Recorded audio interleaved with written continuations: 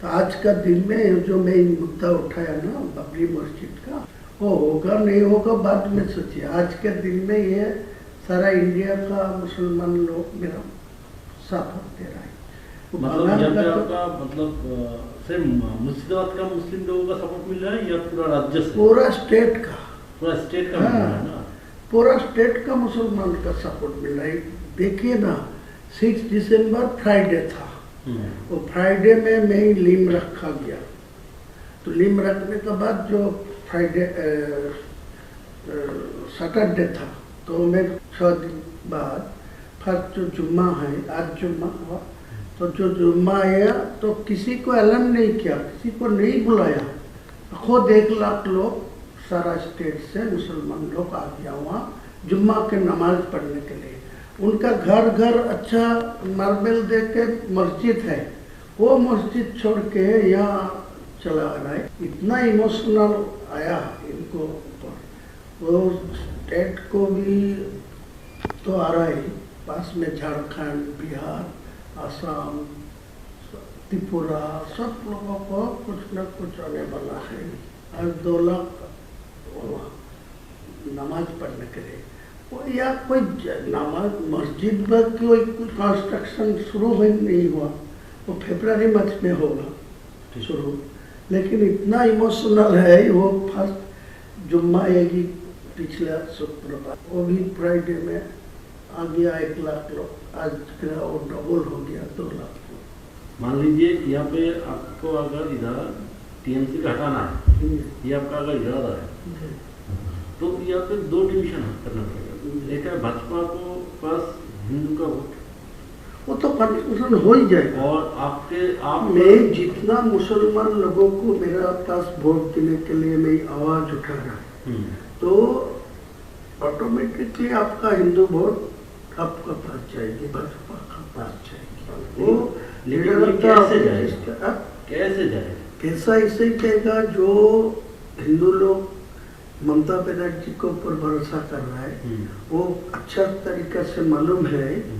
जो मुसलमान लोग को 100 से 90% चुनाव में ममता को पास है, तो वो वोट जो चुनाव से हट जा रहा है, जो मुसलमान वोट वहाँ से हट रहा है, तो वो हिंदू लोग और देखेगा जो वो ममता बनर्जी सत्ता में नहीं आएंगे, तो उनका एक ही ऑप्शन है जो बीजेपी को, भाजपा को। मैं सीधा बोलूँ कि जो मेरा को और वोट डालो, मैं वहाँ चीफ मिनिस्टर जो ही बनेगी, मेरा को निर्णायक भूमिका मेरा निर्णय चाहिए, मेरा हाथ पर आएगी। तो मैं अगले दिन चीफ मिनिस्टर जो होगी वो हिंदू लोग की होगी। मेरा कोई टारगेट नहीं है चीफ मिनिस्टर बनना, लेकिन जो लोग बनेगी उनको मेरा पास 80-90, 294 से 80-90 मेरा पास रहेगी। तो मैं अगले दिन वो चीफ मिनिस्टर को सपोर्ट देने के लिए मैं ये एजेंडा रखूँगा। मतलब भाजपा से अगर चीफ मिनिस्टर बनेगा तो आप सपोर्ट देंगे? पूरा सपोर्ट देगी, कोई दिक्कत नहीं। ममता को किसी कीमत में नहीं आना चाहिए। मान लीजिए ऐसा कुछ पोजीशन हो गया कि आपके पास मान लीजिए 50-60 आसन आ गया और भाजपा का होगा तो टीएमसी के पास बराबर का होगा, तो उस वक्त अगर आप टीएमसी को वो ताकत लगाएगी मेरे को सपोर्ट लेने के लिए, लेकिन मैं नहीं दूंगी, मैं भाजपा को दूंगी। लेकिन आप अंडरग्राउंड में आपको सब जो एग्रीमेंट करने चाहिए कर लीजिए, कोई दिक्कत नहीं। लेकिन पहले मैं ये आपको खिलाफ भी बोलूंगी, इलेक्शन भाजपा के खिलाफ ही बोलना चाहिए, नहीं तो ये वोट इकट्ठा मेरे पास नहीं आएगी, फिर वो ममता बनर्जी को पास डाल देंगे। मेरा जितना ममता बनर्जी को खिलाफ बोलेंगे उतना ही भाजपा को खिलाफ बोलेंगे।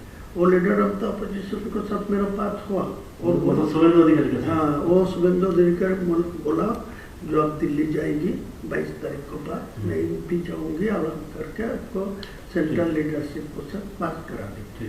फिर डायरेक्ट और जो मोहन यादव जी है ना, मध्य प्रदेश का चीफ मिनिस्टर मोहन यादव, वो मेरा साथ कनेक्शन रखते हैं। वो लोग बोला जो पीएमओ के साथ मेरा बात हुआ, आपको साथ कनेक्शन रखने के लिए वो वो लोग, उसका सीएम भी आपके साथ कनेक्शन रखा हाँ सीएम डायरेक्ट मुझे नहीं, हम लोगों को इन्फॉर्मेशन था आसाम का सीएम आसाम का जमींदारी दिया, लेकिन बाद में पीएमओ आसाम को जोड़ के रखा, लेकिन डायरेक्ट मोहन यादव जी को मेरा साथ बातचीत करने के लिए, तो दोनों को ही मेरा कनेक्शन में है। आपको 100 से 110, 20 तक जा सकता भाजपा, लेकिन आपको 148 नहीं मिलेगा। जितने ही शुभेंदु अधिकारी जी बोली है उनको मैं बोला, तो बोले ठीक है आपको तो जोड़ के, और मोहन जी मुझे बताया जो आपको जो 70-80 जो सीट आपको मिलेगा तो डायरेक्ट आपको डेपुटी दे दूंगा, मेरा सीएम बोलेगा आपको डेपुटी, ठीक है डेपुटी सीएम, वो तो बढ़िया है। नहीं ये तो ठीक है, ये हम लोगों की सोच यही है। तो ये कहना है कि ये जो मुस्लिम लोग हैं इनको तो आपको गुमराह करना है ना, इसको आपको कुछ हद तक जाके इसको बेवकूफ भी बनाना। अगर आप बेवकूफ नहीं बनाएंगे तो वो उनका पास चला जाएगा। तो ये आपका पॉलिसी क्या है? पॉलिसी ऐसा ही है। देखिए मैं उनको भी बोला, शुभेंदु जी को बोला मेरा पास पैसा चाहिए, मैं मुसलमान को इकट्ठा करने के लिए, उनको चुनाव में मेरा पास वोट लेने के लिए, वो एक सीट में 3 करोड़ 4 करोड़ खर्चा होगा। वो जो टीएमसी वाला जो है सत्ता में है वो पैसा ज़्यादा नहीं देते, लेकिन आज के दिन में जो नया मेरा मुसलमान को जो उम्मीदवार खड़ा करेगी वो सब शिक्षित मतलब होगी, स्वच्छ भावमूर्ति होगी, मुसलमान को पास उनको ज़्यादा इम्पोर्टेंस भी है, लेकिन मेरा पैसा का जरूरत है। आपको टोटल कितना पैसे का जरूरत है जो आप ये अपने लक्ष्य है इसको पूर्ण कर सकते हैं? मैं पूरा लक्ष्य होगा 1000 मिलेगा तब बहुत, मतलब 1000 करोड़। तो ये जो है इसको मतलब कैसे आपको मतलब आपका प्लानिंग क्या क्या है? मतलब प्लानिंग ये यही है आपका क्या, आप कैसे इसको तोड़ेंगे, मतलब मुस्लिम वोट को कैसे तोड़ेंगे इस पैसे से? कुछ जगह मेरा जो गांव है जो जनरल है, इतना दिन से मेरा खिलाफ जो जितना बार मैं चुनाव लड़ा तो आपका पार्टी का कोई उम्मीदवार था, तो उम्मीदवार को पास ज्यादा पैसा भी आ रहा है, लेकिन वो पैसा ग्रास रूट में वो यूज नहीं पहुंचा नहीं। लेकिन मेरा इतना ग्रास रूट में आदमी है, उनको घर कोई पैसा पहुंचेगी ना तो ये कोई बेअहमी नहीं करेगी। ये मेरा मतलब अगर पैसा अगर माइनॉरिटी बेल्ट में आ जाए और आपका यहाँ पे मुस्लिम वोटर्स है पहला से ही मेरा जो ऑप्शन रहेगी, मैं जो 1000 करोड़ रुपया आपको मांगते हैं ना, तो मैं 300 करोड़ रुपया में पहले से वो जो आपको बिहार में जो चुनाव नीतीश कुमार की जो फॉर्मूला में किया, जो 1,000 करके 12 महीने में एक साल में 12,000 है, वो दे दिया 10,000 करके पर फैमिली, तो पूरे वोट तो आपका पास चला गया। मतलब आपका कहना है कि ऐसे ही आप उसको बेवकूफ बना, लेकिन वो लोग क्या इतना बेवकूफ बनेगा? जरूर बनेगा ना, आपका आप तो पास ज्यादा बुझेगा। मेरा आपको ज्यादा नहीं बोलूंगा, मैं आपको मेरा आज के दिन में आपको ये भरोसा दे रहा है, जो मेरा पास 1000 रुपया आप देगी तो आपको पूरा फायदा मिलेगा। और मेरा ये भी आपको एग्रीमेंट करके देंगे, जो मेरा सीट तो 70-80 होगी, आपको 100 से 120 तक पहुंच जाएगी, तो ममता बनर्जी वो 100 से नीचे रहेगी। तो मैं साफ चुनाव को बाद लोगों को समझाएगी, जो सेंट्रल में बीजेपी है इनको 3 टर्म्स जो ममता बनर्जी था, कोई डेवलपमेंट नहीं हुआ मुसलमान के लिए, कोई डेवलपमेंट बंगाल में नहीं है। 100 का गारंटी दिया, जो 100 दिन का जो काम लेबर का, वो भी पैसा अभी तक नहीं मिला ठीक ठाक से। सारे ये मुसलमान मेरा ऊपर पूरा भरोसा करेंगे, आपको याद दिलाते हैं। अगर आपका ग्रासरूट वाले जो मुस्लिम लोग हैं वो अगर उस वक्त अगर आपको बोले कि आप यहाँ पे बाबरी मस्जिद बना रहता था, तो उधर तो बीजेपी ने हम लोग बाबरी मस्जिद को तोड़ा था, तो उसको हम लोग क्यों सपोर्ट दे, तो आप उसको कैसे समझे? मैं तो पहले से ही बोल रहा है, मैं चुनाव में मुद्दा उठाया जो आज का दिन में डायरेक्ट कोई टीएमसी को 150 में पहुँच देना चाहिए, तो वो भी बाबरी मस्जिद नहीं होने देगा। और भाजपा को 150 में पहुँच जाएगा तो भी डायरेक्ट मेजोरिटी मिलेगा, तो मेरा बाबरी मस्जिद नहीं होने देगा। इसीलिए मैं बोला 294 में मैं 100 दो और वो 100 मिले भाजपा को, तो 94 टीएमसी को मिले, तो मेरा सीएम जो ही बनेगी मेरा निर्णय भूमिका में रहेगी। मेरा तो बोला है कि अगर आपको 70-80 सीट मिल गया तो भाजपा से वो तो जय चीफ मिनिस्टर बने, मेरा तो सपोर्ट लेना ही चाहिए। वही हम बोल रहे हैं कि आप मान लीजिए टीएमसी को भी 50 और 150 के आसपास मिल गया, उसको भी मिल गया, तो आप सपोर्ट आप उस वक्त किसको, अगर टीएमसी की तरफ चला गया तो कहीं नहीं जाएगी। मैं तो आपको इसीलिए देखिए, आपको कोई सपोर्ट देने का कोई प्रॉब्लम होते तो मैं आज के दिन में सब बोलते आपको साथ कोई बैठने नहीं चाहते, वो तो है। आपको साथ कोई पैसा भी नहीं देना चाहते। मैं इतना ईमानदार आदमी है, मेरा 62 उम्र है, मैं किसी को पैसा लेके बा किसी को साथ कोई भी करप्शन में जुटा नहीं है। तो दादा हम लोग कंक्लूजन में आ जाते हैं कि यहाँ पे हम लोग कॉन्फिडेंस के साथ हायर अथॉरिटी को बता देते हैं कि आपका ये धनराशि चाहिए, ये अगर आपको अमाउंट मिल गया तो आगे जाके आप एटलीस्ट 50 to 60 वोट आपको जो आजाद देना है मेरा एक साथ में नहीं चाहिए, मैं पार्टली देना चाहिए।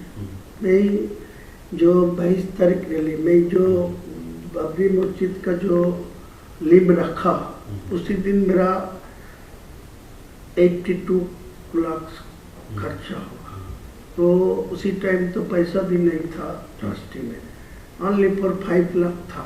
मेरा बिजनेस का पैसा डाल के वो किया, तो आज के दिन में वो 6 से 7 करोड़ आ गया। मेटेरियल्स भी 2-3 करोड़ को आ गया, ईटा स्टोन। ये तो हम लोग देख रहे हैं वीडियो में इसमें कि आपका एकदम ऐसा ही चल रहा है। तो मैं ही आपको यही बोलते हैं, जितना जल्दी है 200 करोड़ दे दीजिए।